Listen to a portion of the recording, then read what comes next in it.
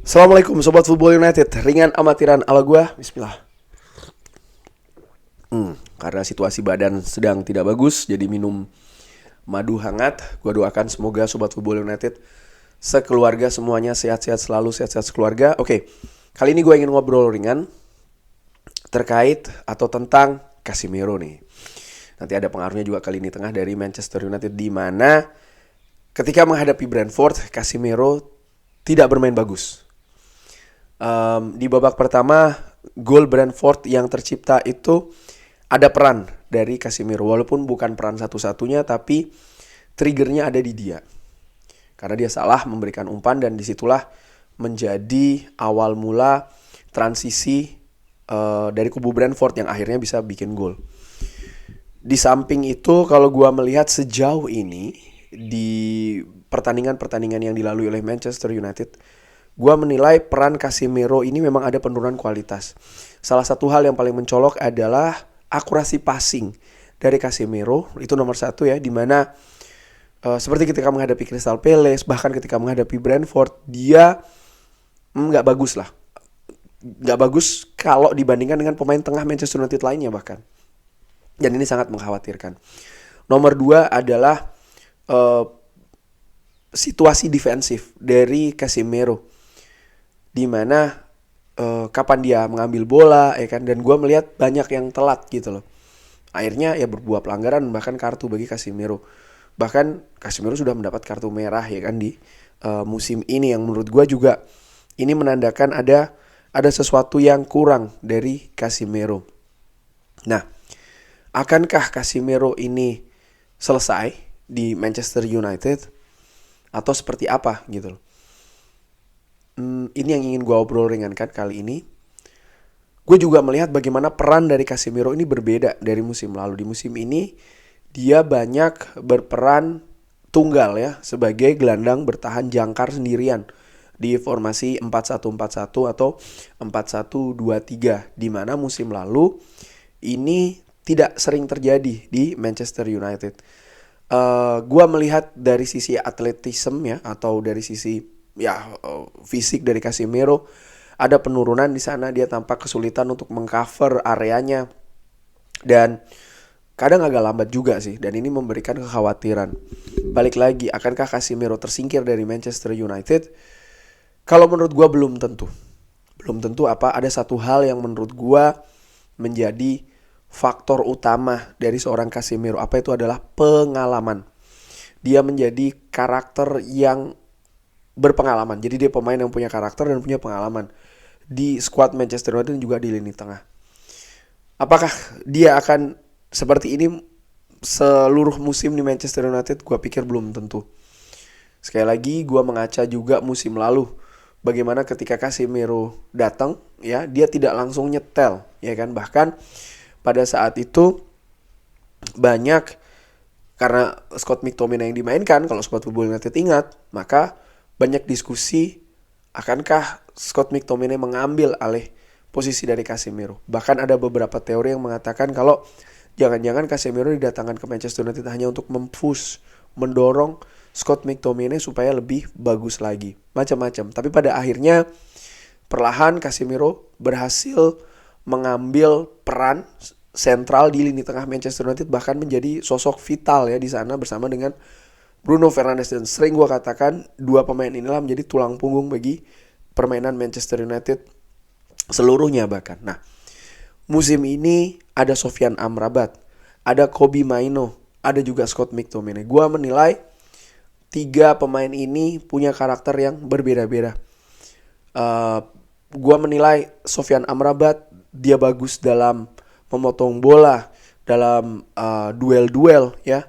Situasi fisiknya juga bagus, dia juga cepat, dia juga cermat dalam melakukan interception contohnya, yang bisa mengimbangi Casemiro ketika Casemiro tampil di bawah form Akurasi umpan, ketenangan, fokus dari Sofyan Amrabat juga bagus. Ini terlihat di babak pertama ketika menghadapi Brentford. Sofyan Amrabat yang akhirnya bisa tampil sebagai gelandang bertahan ya, salah satu gelandang pivot, merupakan posisi terbaiknya setelah di pertandingan sebelumnya sering bermain sebagai back kiri ya kan, walaupun inverted tapi kan tetap konsentrasi adalah posisi back kiri. Sofyan Amrabat ini bisa menjaga keseimbangan lini tengah ketika sekali lagi Casemiro bermain tidak bagus.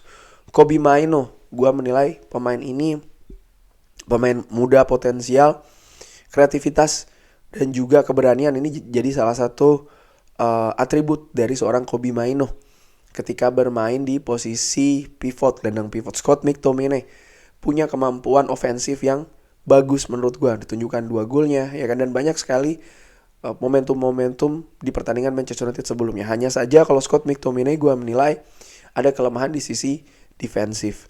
Belum lagi kita bicara seorang Christian Eriksen yang musim lalu menjadi partner ya kan dari seorang Casemiro di posisi lini tengah bagian pivot. Dari situ gue menilai segalanya masih bisa terjadi. Gue tidak menilai Casemiro akan selesai di Manchester United, setidaknya tidak musim ini ya. Setidaknya tidak musim ini. Ada hal yang kurang ya. Salah satu faktor terbesarnya kalau gue nilai adalah bagaimana kelengkapan dari skuad Manchester United ini juga sangat berpengaruh di permainan Casemiro, di mana backup dari lini belakang yang tidak bagus, dia harus sering mengcover sendirian, lalu juga bagaimana transisi gelandang-gelandang lainnya dari Manchester United yang di pertandingan-pertandingan sebelumnya gue nilai tidak bisa secara konsisten diterapkan secara bagus. Mason Mount, Bruno Fernandes, siapa lagi ya?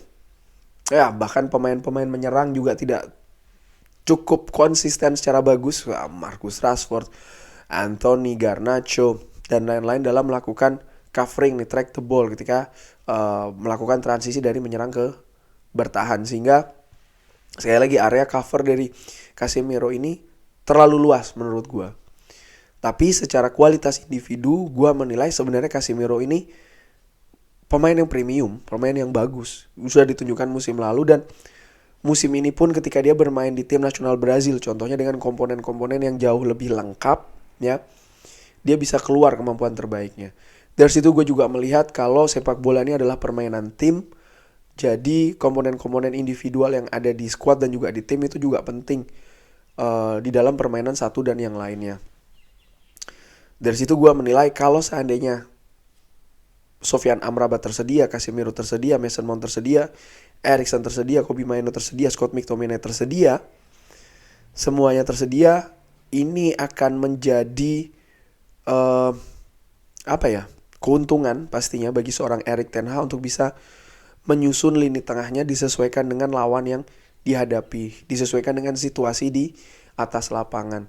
Dan Casemiro gue pikir tetap akan menjadi pilar di sana. Mungkin juga bisa jadi secara dengan amatiran adalah yang memang seorang partner yang tepat. Ini yang belum ditemukan oleh Casemiro. Sebenarnya ini kan sudah dari musim lalu, bahwasanya Christian Eriksen yang ditempatkan sebagai partnernya di pivot ini kan hasilnya bukan di situ posisi dari Christian Eriksen. Ya kita tahu lah siapa yang tadinya diharapkan ya kan oleh Manchester United oleh Erik ten Hag, tapi tidak kesampaian. Dan musim ini ada seorang Sofyan Amrabat. Gua harapkan kalau seandainya lini belakang Manchester United sudah komplit, ada Licha Martinez yang sudah bermain, ada Rafael Varane yang bisa tampil lebih bagus lagi, dan sektor bek kiri ini juga penting sehingga komponennya bisa lebih lengkap.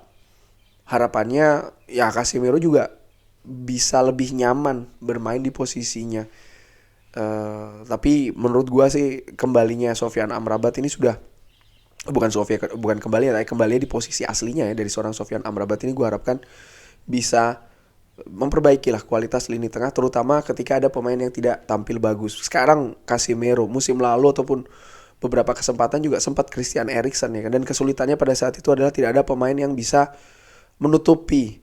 Karena pemain ini kan harapannya tentu dia tampil stabil bagus terus, tapi pada kenyataannya kan kadang ada flopnya, ada naiknya lagi, ada turunnya, dan ketika dia tampil turun, nah ini ada penggantinya yang bisa mengangkat permainan tim. Itu kan yang tidak dimiliki oleh Manchester United di beberapa kesempatan yang lalu, dan sekali ini sudah pelan-pelan tertutupi ini.